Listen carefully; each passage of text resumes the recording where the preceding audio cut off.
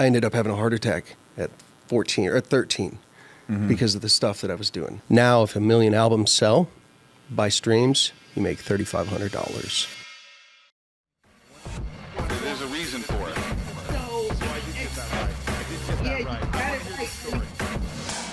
Yeah, cool. So born in Denver, but you lived in Northern California. Born in Northern California. Moved to Denver. Grew up in Denver. Right. Yeah. How long did you live in Eureka? We were only there for like a year and a half. Right. Yeah. So it was, I don't remember any of it at all. It was, I was 1.5 years old. So my actual first memories were in Denver. Actually, Golden, which is just a little bit west of Denver. Of course, country. Yeah. Yeah. My first memory was feeding a horse. That's my very first memory. I remember taking a carrot and putting it up, and the horse's mouth went all the way over my hand, and I lost my shit. So, yeah.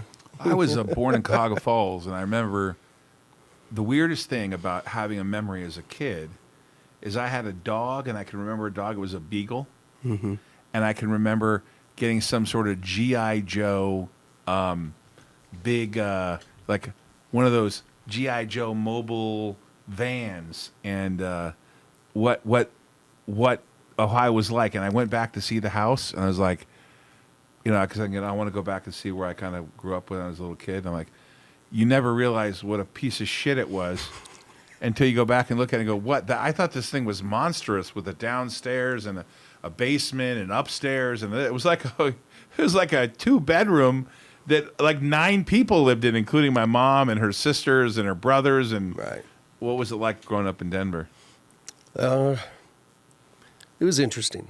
So my parents divorced when I was pretty young, so we moved about every 6 months. My mom was raising 3 children on her own. Oh, boy. So we were constantly moving, so no place really ever got to be feeling like home. I think the longest point of time that I spent in Colorado was in Colorado Springs. I was there for about 5.5 years. By the Air Force Academy? Yeah, just south. So Colorado Springs is beautiful there. It is beautiful. When did you start singing? I think I wrote my first song when I was 11. When I saw you in Nashville, the Nashville Country Music Hall of Fame, you played it seemed like you were involved in every song, played every instrument, did everything. When did you know you could do all that stuff? I knew it since I was pretty young, because I have this passion for learning and learning fast, as fast as I possibly can, just to get by. And I think it stemmed from growing up as a child. Like, you have to learn everything super fast, and even if you're not the best at it, you got to learn it. So, I mean, that's what I do now as a producer. I do multiple instruments, help artists out doing that, building demos, and recording their tracks and helping them release them. And there's a whole slew of things that have to happen in order to get a release done. Have you always just done country? No, I started out in rock. So when I was 23 or 22, I had a small journey around Colorado, just trying to kind of find my place. What am I going to do with my life? My parents basically ditched me when I was 14 years old. They were like, get out, go figure it out. So, and then they did that a year later to my brother. And so it was me raising my brother. We were kind of raising each other until he was finished with school, and then he left. And then it was my turn to figure out what I was going to do. I went up to the ski resorts. I worked there for a while. Learned about partying, having a good time. Ski resorts are a blast. So you can't tell me you don't know how to party in Vegas. Then, right? Maybe you're going to teach me how to party in Vegas. I'm asking him. We're going to, he wrote me. I wrote him a text, and they said, hey, you come to Vegas, and he said it was Julia's wife's first time, like being, in Vegas. I'm like, okay. And he wrote. I said, what kind of Vegas you want? He goes, I don't know. You talking about Rain Man Vegas? Or you talking about Hangover Vegas? I'm like, never heard it put that way. It sounds like to me you know both. Yeah, I do know both. Yeah. But yeah, so that's when I was up at the resorts, I saw these guys playing, and like my father was a musician. I remember him like laying on his back in the living room playing this guitar, blowing smoke rings, and I was laying next to him listening to him sing. That's your father's guitar? Mm-hmm. Yeah. Wow. So there was something that it still I works always wanted good? to. Oh yeah. Yeah, I just got it back from the doctor. Really? Yeah, it had to go in and get rebuilt. So you have a favorite guitar? That's it right there. A Guild? Mm-hmm. Yeah, that's it. Well, is it your favorite because it's your father's? Well, it doesn't sound the best out of like my favorite sounding guitar, but it just the emotional connection with it. Wow. I remember holding that guitar as a child and not even be able to get my arms around it. Like I just reach over and hit the strings. Oh, really? Yeah. So it's How long ago did it become your guitar? I think it was like 7 years old. So that's 30 some odd years. But if your parents got a divorce, did your mom remarry? No. Oh. No. She tried, but I was too much of a terror, and then by the time I was gone, she was like, "I'm done." So. Oh, wow. Yeah. So when it went out when you were at 14, were you on your own? Yeah. Oh, wow. Yeah. I had a pretty rough time. I ended up with some people that would use me to run drugs and other things. I mean, we can Bad talk about stuff. this stuff. Bad Yeah, stuff. Yeah. And I ended up having a heart attack at 14 or at 13 because of the stuff that I was doing. And that was kind of the beginning of this spiral that just didn't let go until I was about 18 or 19 years old. Well, it's interesting now because I got to meet your wife in Nashville, and one of the things you're proud about is having a son. So it's an interesting scenario because it kind of makes you who you are, right? I mean, those stories sound rough, but you're now a happily married guy. Yeah. Been married a year and a father. Yeah. So and been with you. I mean, that's the blessing. celebration part, right? Absolutely. So, yeah, I think about for myself all the stupid shit that I was part of when I was younger. You like can't even believe you did it. But then you get somewhere. Survived it. Well, I'd actually say, it's funny. I got this book coming out called Risk On, and it's an acronym. One of them's relationships and invest in yourself. But I used to think it was like a curse. When I first met you, I was very direct, right? But it's actually allowed me to be direct. Like, I don't have to hide anything. Like, I married someone where I'm like, here's all the crap, deal with it or don't, right? Yeah. And it's a purging feeling, right? And I kind of watched you sing your music on stage and thought, I actually think you're pretty successful. You're at the Country Music Hall of Fame, but I don't know what your judge of success is. But when I watched you, I was like, this guy's incredible. So what are you doing now? Like, what is your daily bread kind of thing you're doing now? Because I thought you were, and one of the reasons we wanted on the show is we thought you were like really, really talented. Well, thank you. You did it, not me. But what are you doing now? That was absolutely epic. That was probably one of the pillars playing there for y'all. Oh, really? Absolutely. Yeah, I've played a shit ton of shows, more shows than I can count, and that was a big one. Really? Absolutely. Yeah. Wow. I played 20,000 seaters night after night. I've had incredible shows, but that one there being around all the greats on the walls, all the plaques. Yeah, that was fun. And the room was fantastic. Getting to meet you and everybody, the family. Yeah, I was actually a little overwhelmed because I'm thinking, wow, John, you really set up something. I wouldn't have thought it would have been such a big deal, but then when I saw you guys all up on stage, and I noticed almost on it seemed like almost every song the other singers would sing, but you would do something for them. Yeah, we were helping each other out. Yeah. Yeah, I've shared the stage. The only person I haven't shared the stage with on that particular night was Pete Salas. He was the guy sitting to my right, but I've shared the stage with Bridget and Earl Bud Lee many a times. So that's the guy who did that Garth Brooks song, right? What's Friends the song? in Low Places. Friends in Low Places. Yeah. Yeah, I remember. I'm a big. This is gonna sound weird to people, but I'm a big Celine Dion fan. Sorry, everyone, but well, some people are like, what the hell? But I remember her saying that she is sick of singing the Titanic. Sure. Like sick of it. So I'm sure he's pretty sick of Low Places. I mean, that song is an anomaly. Is it? It's an anomaly. Like how one song could make an entire career and change that many lives. Like one song, 3.5 minutes, probably 20 lines of words, 30 lines of words. Do you have one that you're like, I'll play it, but I'm tired of singing it? I do, yeah. And it's actually not even my song. It's a song. I met somebody in East Nashville when I first moved to Tennessee. And the song's called Turn Me Into Water. And I play it completely different than the way she wrote it, and she hates the song. Her name's Jude Johnstone. She wrote for Johnny Cash, Bonnie Raitt, Stevie Nicks, like Bob Dylan, a whole slew of writers. And when I met her, she was at the bottom. She was like, I'm a songwriter. I'm living in a basement. My life is terrible. What am I going to do, And I was like, well, I'd love to cut one of your songs. And she sent me 15 CDs. And I went through all of them, and I picked that song and cut it. And every time I sing that song, everybody sings. I think you all sang with me. Is that, rock? I'm stuck between a rock and a hard place. place. Yeah. Yeah. So that's Is that the song? Yeah. Oh no, I like that song. Yeah. Yeah, well, you just sing it all the time, and then you're just like, oh. Yeah, but that's the key thing. Like, now when I'm writing with people, it's like, do you see yourself singing this song for the next 10 years every single night? Because if you don't, then it's not worth writing. Just literally, it's not worth writing. Yeah, that was fun. Do you remember that? It was like rock, and then everyone would stop. That was fun. Yeah. Yeah. Oh, I didn't know that was someone else's song. Yeah. Wow. Yeah, I love that song. What's your favorite song to sing? I think Wings of an Angel is probably my favorite. That one's on there because it's the most honest song that I have. It talks about drug addiction. It talks about relationships. It talks about inner turmoil, being a musician. It's kind of like an all-encompassing. And every time I do sing it, the room goes quiet. And it's not a pop song. It's not anything that's ever going to be on the radio. But every single time I sing it, people come up and they're like, wow, that was about as honest as it gets. When I talked to you in Nashville, you had said to me you had went to L.A.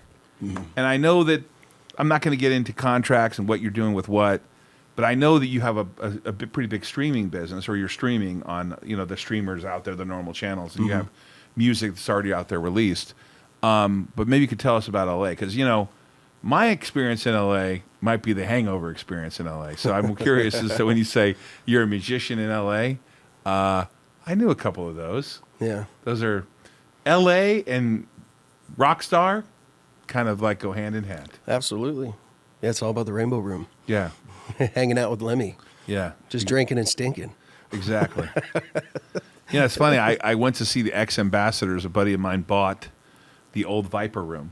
Oh. Right? Yeah. And I went there and he said, hey, come over. The Ex-Ambassadors is going to be there singing. I was there and I saw him, but there's only like 100 of us invited. Yeah.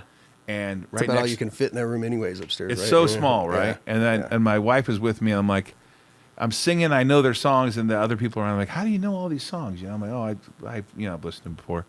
And I'm bullshitting with some dude, and it's the guy from the lead singer from, what's that band that all the music sounds the same? Every song's the same song? Bands. Coldplay. Yeah. What's his name? Chris? He needs a Kid Apple or something? Whatever. That's the kid. That's the guy. And my wife's like, his name's Chris, right? Because she was like enamored the guy was there. And my point was, in L.A. and that sort of scene, you can see anything going on. Yeah.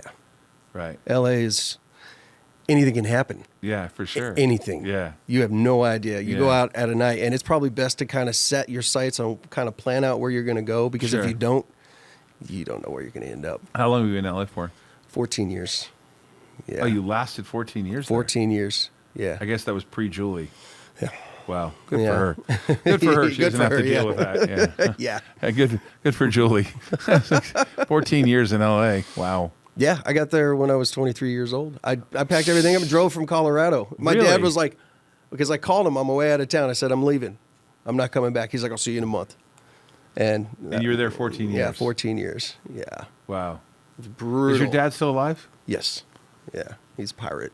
He's a pirate? He's a pirate. He's going to watch this and be like, really? Yeah, yeah. He's up in Washington now, but he spent a lot of time in Indonesia and Bali. And, oh, really? Yeah, he was out there for So 20 some odd years. He's an eclectic guy. Yeah, he's an It sounds like people that go to Indonesia and Bali are eclectic. Yeah, they got expats, They got something spiritual going on there. Yeah. Exactly. So what'd you do in LA? I learned. I got my ass kicked. Got chewed up, spit out. I just learned everything about the business, and it was rough. Had 3 record deals, 2 awful ones, 1 decent one, and it was like hurt and learn, and grow thicker skin. Hurt, learn, grow thicker skin. There's no money in it. It was so hard in LA. It was so hard in LA. What was your favorite thing about LA? I wasn't in LA. It was Pasadena. The whole Angeles Crest Mountains were right there. Oh, right. So I'd take my Harley up there and ride every weekend. That was like my therapy. Really? Yep. Yeah, there's a place called Buckhorn. It's about 40 miles back. Just go camp out. Really? Yep. That's how I got it. That's how I got through at the end. At the beginning, it was just working 3 jobs. I was moving furniture during the day. I was working at House of Blues at night. Yeah, it was weird because in LA, you go you play your show, your people all show up, and there's another act. Then everybody's just gone, and then the next band is setting up, and then all their people show up. And it's not like the club plans it. It's just how people are. They don't have the time to sit around and watch 3 bands. You know, they'll come up and see like 3 or 4 songs that you're doing, and they'll roll. So I think this is the first time anyone's ever played here. First time. I'm honored. I'm excited, man. This is cool. I mean, I'm excited. Aren't you excited? I'm stoked. I think I heard this in Nashville, right? You did. It was one of the last songs you played. Wow, cool. I'll just be quiet. Yeah. Get that camera off of me. Let's go. The idea behind this song, when I was writing it, was it's a story. It's a part of my life. It's a time in my life that I'm not very proud about. I was kind of a POS, you know. I was struggling. I had a woman that I was with that really loved me, that I treated really poorly. I was just partying. Like I said earlier, good for Julie. Good for Julie. Yeah. Yeah. I'm not too proud about the time, but every time I do sing it, I get to revisit that time, open the book, read it real quick, and then close it up, put it back away, and be like thankful for the life that I have, for my wife and for my child and our home, and the fact that I'm still alive, and the fact that I still get to play this old Same guitar. guitar. Yeah. Yeah, cool. Yeah. I'm excited to listen. Anyways, I just wanted to hear, you brought it up, Wings of an Angel. I want to hear it. Yeah. All right. Cool. Looking forward to it.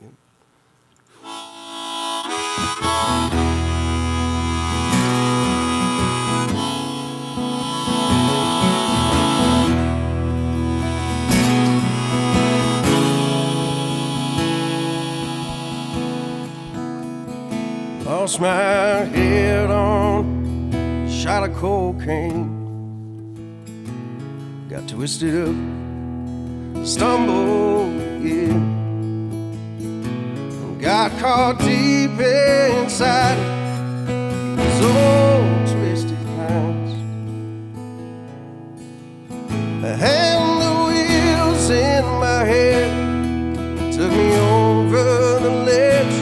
And I was sinking like a ship at sea. The love she was giving was brighter than heaven, but you can't ask a blind man to see. And the words of goodbye, well, they sang through the skies on the wings of an angel that night.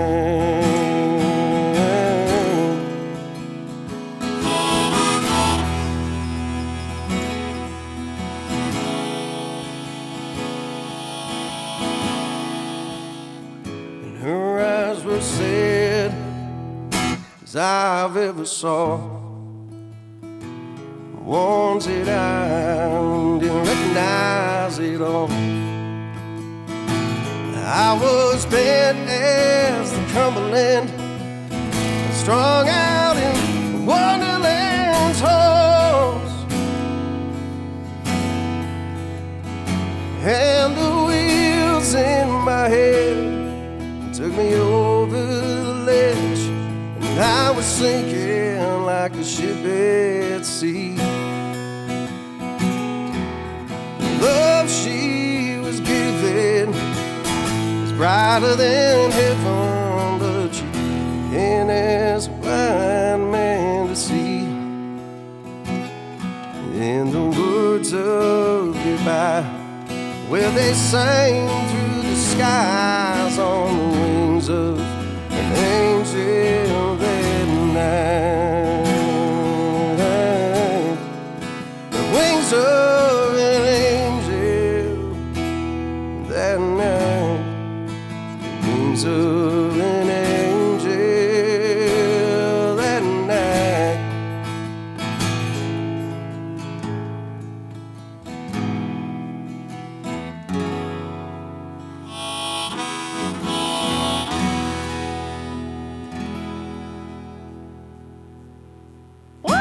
Damn.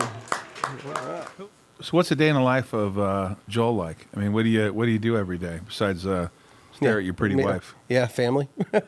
Family. My studio's in my house, and that's where I have all the artists come and all the songwriters come to work. Oh, really? So it's like I get up 5 a.m., 6 a.m. every morning, sometimes 3, depending on how stressed I am, and have some coffee, take a minute, maybe 2, and then go right into the studio and start working until Tristan gets up, our son, or Julie gets up, and then just kind of navigate the morning until I'm usually back alone to around 10 o'clock, and then work. So family life is the balances, especially having the studio in the house. It's hard because you can't really separate. You know, there's strangers in and out of the house all the time. So that's you being a producer? Yes, yeah. Is it a nice studio? I think it's a nice studio. Yeah, I invested in myself over the past 2 years, more than I ever have. I spent a lot of my career waiting for somebody to make it happen. And ultimately, that put me in some pretty bad positions. Yeah, I know that feeling. Yeah, You wait for people to make something happen, you'll be waiting a long time. yeah. Or they'll make it happen for themselves. You're just a cog, you know? So once I started investing in myself, business started happening. That's the I in Risk On, you know, invest in yourself, right? Absolutely. It's a true acronym. I got to be honest with you. A lot of people they're like, I'm just hoping to get a chance. Well, you'll be hoping a long time. Yeah. Yeah. You got to make that chance, right? It's a lot. It's like that with a lot of the artists I work with. They come in, they want to work with me because they heard me sing, or they saw me perform, or they've heard that I produced a friend that they love, or they've listened to some music on Spotify that they find out I produced it. And a lot of them are just kind of like, they're waiting for somebody to make it happen for them. And so that's one of the little tidbits I get to share with them, because it hasn't been easy at all. The pitfalls have been, you know, crawling out But of you're debt still a multiple young times. guy, though. I mean, the funny part about your personality is I'm much older than you. Not much. I didn't used to be able to say that. Now I feel about that. Much older? I'm a lot older than you. Percentage-wise, I'm like way up there relative. Yeah, you're 42. I'm a lot older than you. That's a lot of years. A decade and some change. Decade and yeah. And that's a lot older to most folks. You know, when he was born, I was 12. Is that right? Maybe I was 11. 10. Yeah. 11. But you kind of talk like you're an old guy. Oh, been through You're just it. getting started. I mean, someone would argue you're just getting started. I heard you up on stage. Look like you're just getting started to me. This I is my third round. I mean, my first record deal, my first major record deal was when I was You got a limit 25. on the number of rounds you could get? No, there is no limit. There you go. Life is the only limit. Your Right. lifespan is it. So I've been watching Yellowstone. Yeah. First of all, the guy who was up on stage with you was in Yellowstone. I'm convinced. I'm Hell convinced. Yeah, that Earl guy. Dudley? Yeah, I was. No, the guy to your right. Oh, really? I'm convinced he's the guy who was the cowboy that got into the fight with the older guy who they got together the girl, and then what's his name broke his hand. You know, he's the convict who came out of jail, and then they took him to. It was the one in the second group on the far. Oh, in the second. Oh, you're talking You about. got to get. yeah. Hold on. The producer, the director's complaining this- you're not know how to talk on the mic. You're a singer, man. Come on, get up there. All right, I'm on the mic. I'm on the mic. Get I'm on that the mic. Just Yeah. don't get off that mic. All right. Yeah. But you're a baby. I mean, you're like in my world, like you're just getting started. Yeah. You just been doing it a long time. Yeah. So I've been on Wall Street for 33 years. I'm like, I was just on a call with a lawyer, and I'm like, not schooling them, but saying like, here's what I want to do, and you know, been at it a long time. So like, I couldn't tell you how to use a guitar because you've been doing it a long time. No, a lot of people don't tell me what to do either. But you're just getting started. Like your best years are ahead of you. As a singer, don't you think? As a producer and a singer? As a producer, yeah. As a singer, we all have a lifespan, a shelf. What is it called? Life shelf span. Because your voice can only go for so long. And I didn't think about that I started part. my career out as an entertainer, as a performer. I didn't think about your voice going. Yeah, it just happens. Your voice and your body. I mean, there's a reason why rock stars die either in their late 20s or no later than 60, sometimes We just 70. opened a new Unless you're Keith Richards, who believe they cryogenically freeze between each show. We just opened a hotel in New York City, and I think Mick Jagger was probably not supposed to say that, but he's pretty old too. He's still going. Yeah. Right. Yeah. Yeah. Really? How about that guy George Strait? Is he still alive? Yeah, George Strait's still going. How old is he? I don't know. I'm not You sure. look up George Strait for me, because I just saw on Yellowstone that he's three things: God, someone else, and George Strait. Yeah. Oh, yeah. Right? You remember that? Yeah, I remember that scene. Yeah. He's Yeah. 70. So you got a long ways to go. Yeah. That's Don't it. They don't make, the industry doesn't make musicians like that anymore. That's an era that we were just talking about. That's an era that's never going to happen again. I just can't imagine it. The business is moving so fast. Everything has to be now. There's no time to sit and develop. There's no time to give a band $1 million and go, hey, go drink a bunch of beer and hang out in a recording studio for 6 months and write us an album. Like, that's never going to happen because there's no money in it. There's not enough money to go around. You know, if you look at the streaming industry, once that started, it all disappeared. Now you're either good or you're not. They're relying on TV shows, to tell people who the rock stars are now. Don't you think? I get that. Yeah. Don't you think he should be on Yellowstone? You're like, I can't. Yes. I mean, to me, I look at him and go, hey, that's Yellowstone guy, right?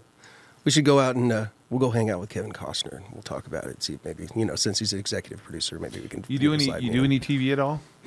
Ever done any TV? Never got the chance to. Ever had an agent? No. So you wouldn't be able to do any TV without an agent, right? As far as I know. They're usually the ones that connect all the dots. Don't you think? Do you ride horses? Sure. In Yellowstone, in the one where what's his name goes to Texas to be on the ranch, he hurt his back. There's an old guy there, and he was General McKittrick in the War Games with Matthew Broderick and Ali Sheedy. And I know his voice, the way he act, and he was the old cowboy in the movie. When he was telling them the stories, Yeah. the two cowboys sitting in the barn. That's Yeah. exactly right. Yeah. He's the Yeah. one on the right, not the older guy. The one on the right with kind of the beard. That's General McKittrick. Interesting. I know, but here's my point: is he's a character actor, and the way he talks and the mannerisms has made him a ton of money being a character actor for years. Yeah, I think that's your fourth career, I'm in. or is it round 3 and then that's first round as an actor? Maybe. Yeah, that would be a new round. I mean, we were talking about this at the Grand Prix. We were talking about multiple lines of income and like, Yeah. trying to figure out how to make the dream happen. Yeah, that would be interesting. I wouldn't mind But being an actor. aren't you kind of already living your dream? You're married to Julie, you have a son. That's your dream, right? You told me that. Yeah, well, dreams are continuously evolving. They evolve. You hit a point, Right. and okay, now I have to adapt. Right. Now I have to learn a new skill or figure out how to continue moving forward. Because if not, you'll just get left in the dust. Everything's Right. moving So you so got to fast. like evolve. But I look at you and your age and your talent and think to myself, you're just getting started. So let's talk about the industry a little bit. So basically, what I read was a lot of the big artists get all the money, and then there's thousands of streams, and it's really just trickles down to pretty much nothing now. Yeah. If you think back when there was actual album sales, 1 million albums are sold. The artist would make 1 to 1.5 million. Now, if 1 million albums sell by streams, you make $3,500. Ouch. Yeah. Is that Hence the reason why I disinflation like or producing. inflation? I don't know what that is. Well, yeah, that's why I'm producing. I still get to be creative. I get to take my life experience and put it into new artists and help them develop and get them up and running. But are you? I was just listening to your album recently, and are you not producing new stuff? Not for myself. Highway Lullabies? Mm-hmm. Is that the Yeah. last album? That's the last one, yeah. That was right before the pandemic, or 2 years before the pandemic, wasn't it? 1917, I can't remember. And when do you think you'd produce another one? There's some things turning in the waters right now. New relationships are being built, and a lot of people want me to do that. So Highway Lullabies is on Apple streaming. We'll put it up on the screen so you guys can. There'll be a link there too where you guys can check out some of his music. But you don't know the time frame for your next album? Not yet. Do you want to put out another album? I would love to. Yeah, I would love to. But But it would you doesn't- independently produce that and put it out, or would you do it with a label? I would. It really depends on the situation. I mean, this would be, if I was to sign with another label, it'd be my fourth deal, and so I would have to. Since I've been through the wash a few times, I'm pretty smart about what I'm going to do, you know. But I also understand signing with a label is you give up a lot to get a lot. You've been with a couple labels though, right? Some big names, right? Sony was one of them, Yep, right? Sony, Century Media, and then an independent. And an independent. Yeah, that was my first deal. That was the learning deal. The independent was a learning deal. Oh yeah, And then when was Sony? The last deal? second deal. The second deal. Yeah, And then who? The third deal was what? Century. Century Media, which was a rock. They were a rock label, and then their owner passed away like 5 months into my deal, and it just went up. And so the people there were kind enough to just say, "Hey, here's everything back. Like, you know, good luck." Wow. So But you're living in Nashville now, and that's kind of the home of labels, isn't it? it is. Yeah, it is changing. A lot of people from industry in California are moving to Nashville, so the music styles are changing a little bit from traditional. You get a lot of there's like this hip hop thing going on in country music. Really? Yeah, absolutely. Yeah, I'm blown away. Like, how does a label? How do they make money now if the streaming industry is not? I mean, I don't get it. How are they making money? They own master rights, publishing rights, long-term relationships. It's you look at the streaming numbers that we were looking at earlier, and this is not set. Everything completely changes on the deal, on the artist, on the amount of streams. But if you're with a label, they have the reach. They can get to radio. They have the money to put behind it. If you're an independent, you got to work. And I only know a couple artists that have pulled it off, and they've done grassroots, and they just work their asses off, you know. So the musicians now, they make their money touring, right? Yep, touring. It's passive income streaming. Streaming's passive. Well, I for people who want to be artists, they want to be singers, they want to follow in your footsteps. I mean, you have done music deals. You were signed by one of the biggest record labels in the world, so you got street cred, no question. Your music's amazing. How do they get paid on tour? They have to have like a hit song, and then they get booked in a venue, and is it the same as other places where like the top 10% or 5% or 1% of the artists are doing these big venues? I mean, what can a musician make for a living doing that? I think it depends on the relationships, really. You know, who their manager is, who they know. Is it a buy-on? You know, one of my first big tours was with this rock band Seether, and it was a buy-on, so I didn't make any money. We were basically paying to go out on the road with them to reach their fans, and it helped in a big way. It was super expensive. I never got the last number, but so that's one way to do it. There's the house tours for independent artists. That's a big thing right now. People love having artists come to their houses, and they throw parties, and then A house tour? Yeah. What the heck's a house tour? You go city to city and you play house parties, basically. Your band, or you do like a singer like us hanging out here. Let's say you called me up and they say, "I want you to come to my house. I'm going to have a bunch of friends over, and I want you to play." You know, Ding. something like that. So I know a lot of people that are doing that as independent artists, and they're making really good money doing that. They're making far more than they would be hustling, living out of a van, you know, city to city. Right. You know, dealing with fuel costs and the van breaking down, and it's a headache. House tours. Yeah, that's a big thing right now. That's interesting.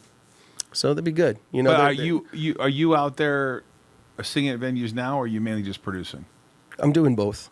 You are? Yeah, me going and playing venues is my calling card to artists that if they see me and they resonate with what I'm doing, they'll come up and let me know, and then we'll start talking. Because you had like some well-known agent. Is that your agent that was talking, that was in front of us and saying, "Come to this place, come to that place"? Is that your agent?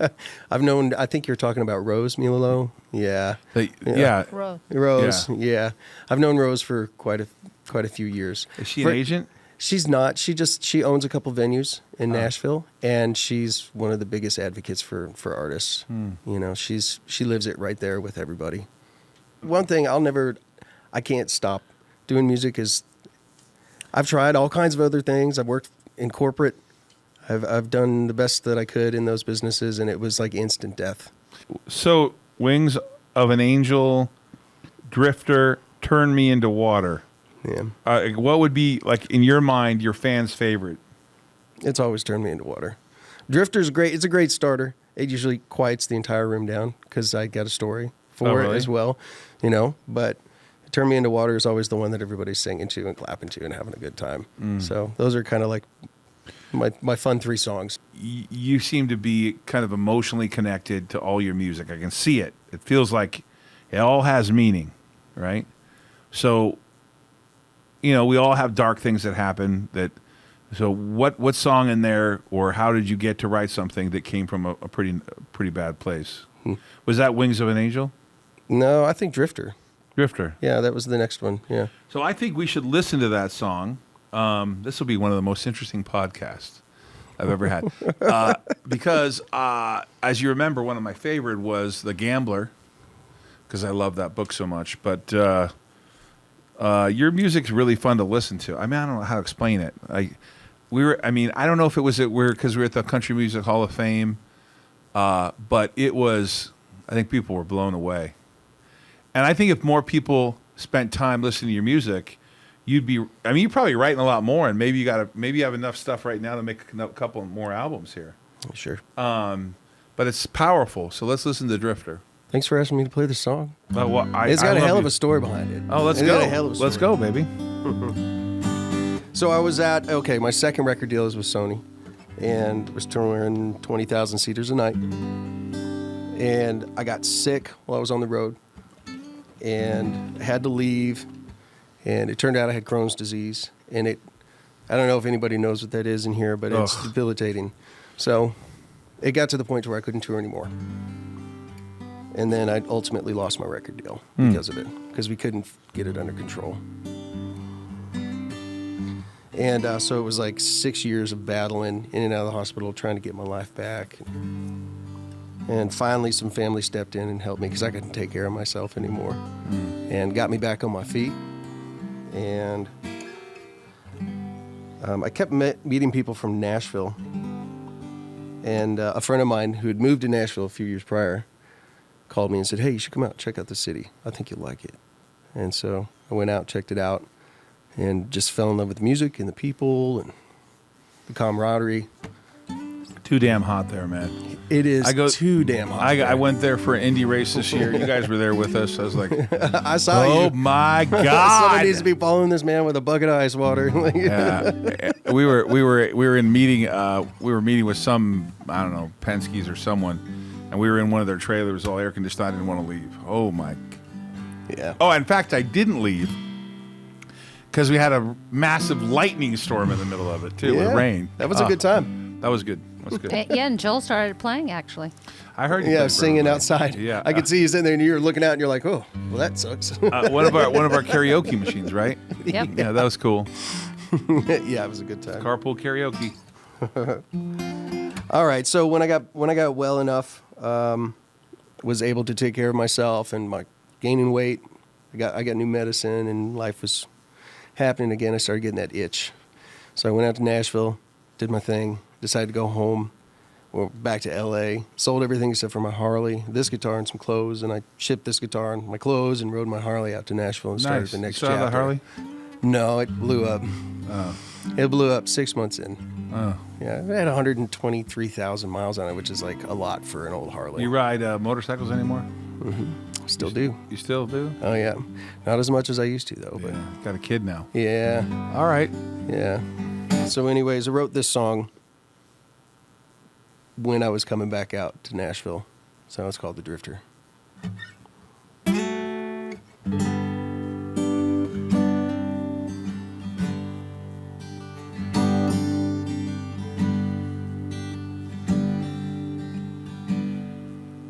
And I've been drifting for what seems like ages gone. Rolling like a seed in the wind, looking for somewhere to grow. This land's like a desert, but I'm as dry as the soil.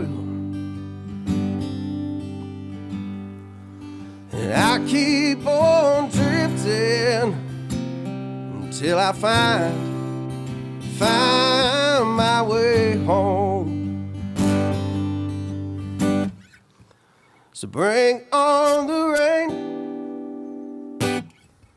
'cause I've been waiting for that storm.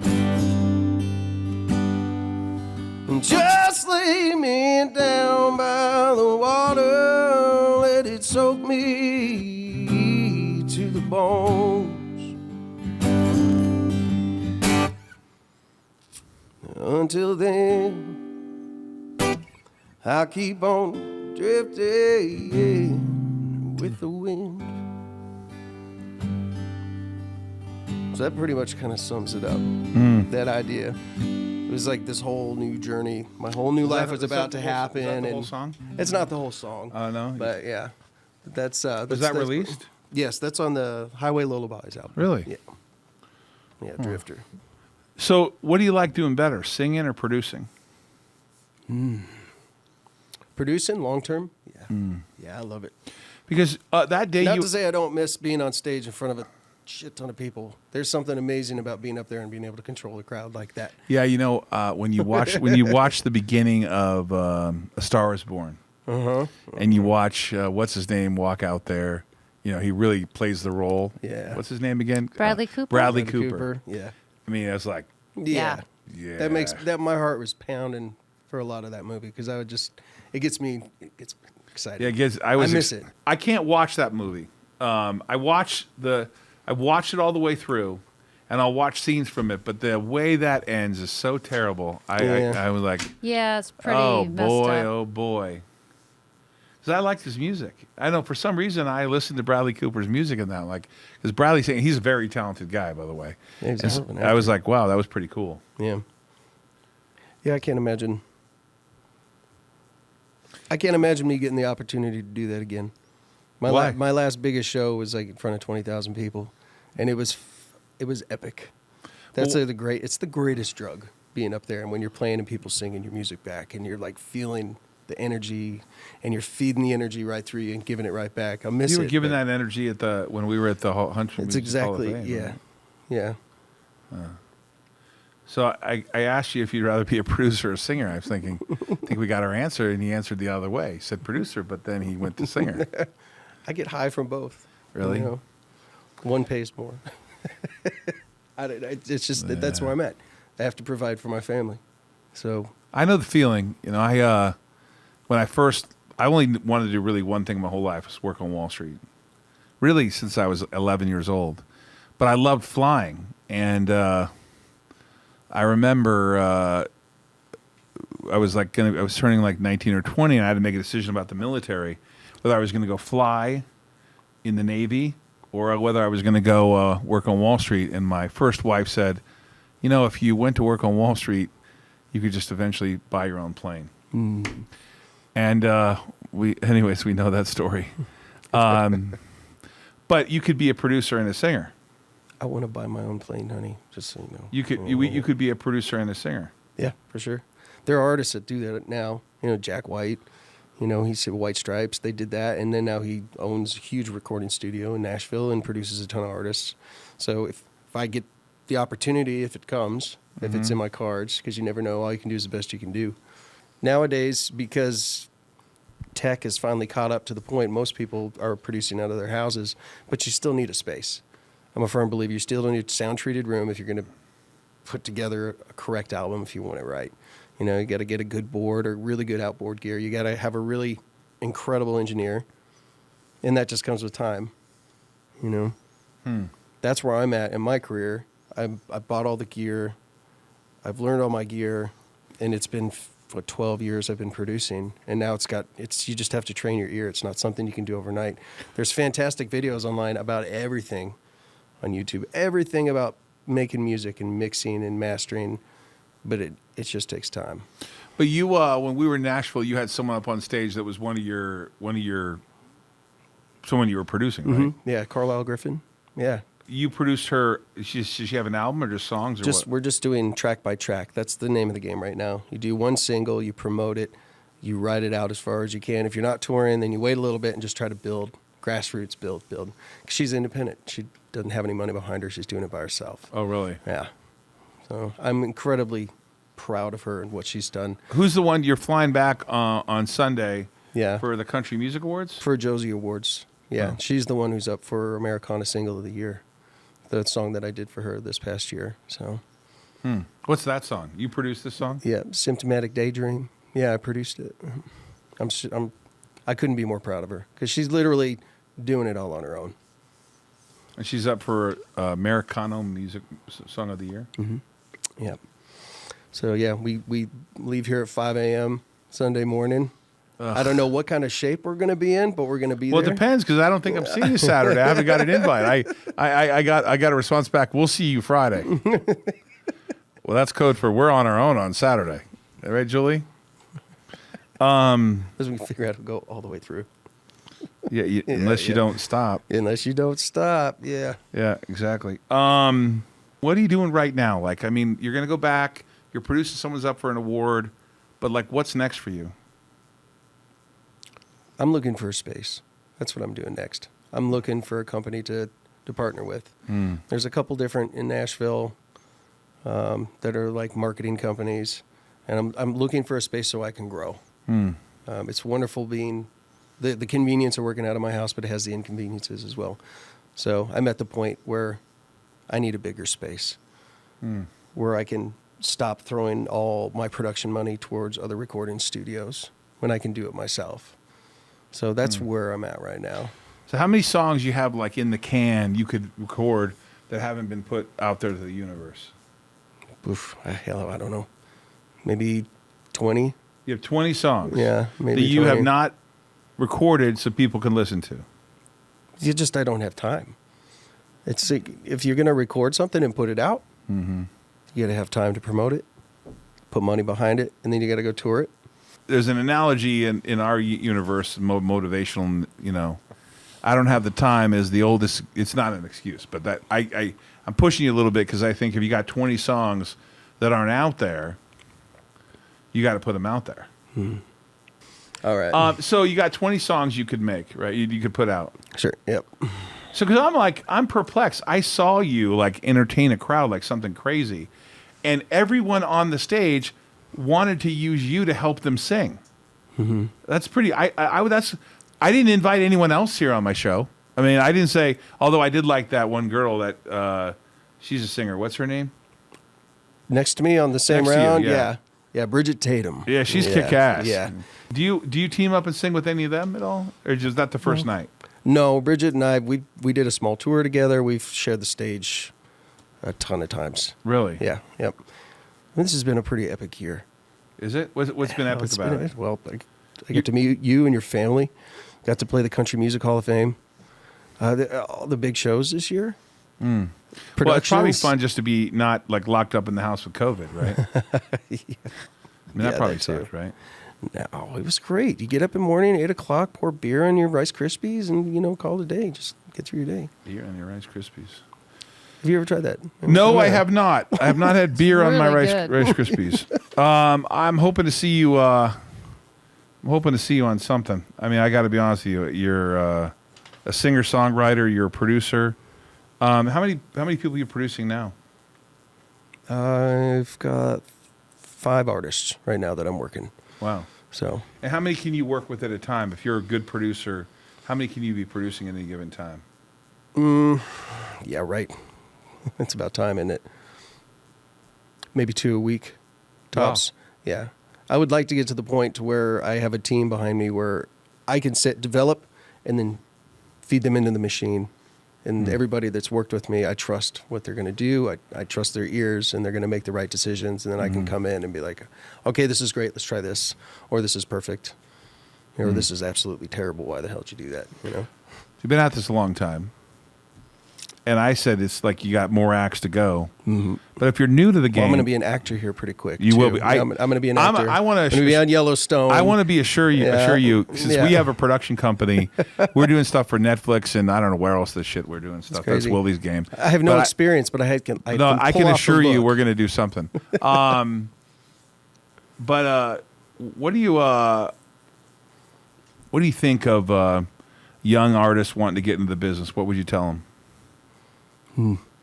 Support team is the most important part of any business when it comes to the music. I just want to say that off camera, you didn't say that. What did you say off camera? What did I say? Oh, you want that one too? Yeah, I want that one too. Really make sure you want it. Oh, that's a politically Do you see that? He pivoted right there. But he could be a right. politician. It's all about relationships. Yeah, it's all about relationships. I wouldn't recommend it to anybody. Tough life? It's a tough life. Like I said, support team is important. You can't get into this business and do it by yourself. But you have it in your DNA. You either do it or you don't, right? Yep. Oh, yeah. Yeah. Going back to your daily life, like you're there producing, grinding it out there. That's what you do all day. Produce. That's it. Right? Yeah. And 15 hours a day, every day. It's a long day. How hard is it to write a song? Like when you want to write a song, how long does it take you? What's the process for you writing a song? I'm kind of really interested in that. How do you decide you're going to write a song? Well, we write them. We meet up. Everybody meets up. We book them out like 3 or 4 months in advance. Everybody comes in with ideas. And someone will say, "Oh, I got a song title," and another person will say, "I've got a line," And then but how do you connect the music part? Like I was listening to Lady Gaga and I'm like, how does she do Poker Face? She like gets a melody, rah rah, and all that, and she connects it all together. How does it get like? Tell the audience how you connect a song together, because I think it's a fucking mystery. Yeah. Oh, believe me, it's kind of a mystery to me as well. All I know is it just happens. It's you pull it out of the ethers. Literally, you get an idea in your head, and you just start building on it. You use the guitar for your emotion, and you say the lyrics, and then you sing it. It's a mystery. What's your? I have 3 songs on here. What's your other favorite song that you like to sing that maybe others don't care about, but you care about? That I care about. Ooh, shoot. Oh, you pick the one you want to do. Let's everyone be silent. No clapping, no nothing. We're going to end on this note. Everyone, this is Joel Jorgensen. Lives in Nashville, producer, singer-songwriter. You're going to get all the links. You can look at all of his stuff, his videos, his albums. I think we're going to hear more of Joel. As anyone who follows my podcast, there's a reason for it. And with that said, we're going to fade on out to one of Julie's favorite songs. Julie's my wife. Well, everyone knows it's Julie Jorgensen. And I can tell you her age, but she'd kick my ass. But I can tell you she's a young girl. A lot younger than I am. And she's a blonde. Which, step up. Sorry, Kate. You're not a blonde. That was a good ending. Yeah. Cool. The song's called To the Bottom of It. To the Bottom of It.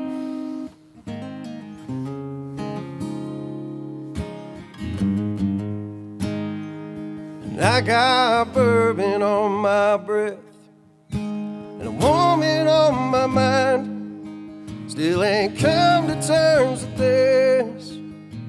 It's been a long time. I'm beating myself up and putting whiskey down, 'cause I just can't believe that she's gone now. So I'm searching for the answers in a bottle of Jim Beam as to why she had to go and throw away our dreams. And I don't know what tomorrow holds, but if I still had this faith, I'm pretty dang sure I'll get to the bottom of it.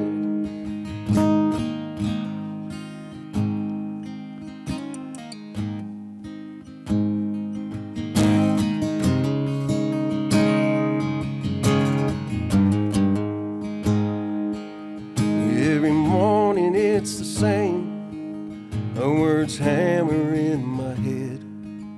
I put the bottle to my lips to forget what was said. And I'm reaching for salvation, finding emptiness instead. With the bourbon on my breath, to oblivion I'll slip. And so I'm searching for the answers in a bottle of champagne as to why she had to go and throw away our dreams. And I don't know what tomorrow holds, but if I still got this faith, I'm pretty dang sure I'll get to the bottom of it. Yes, I'm pretty dang sure I'll get to the bottom of it.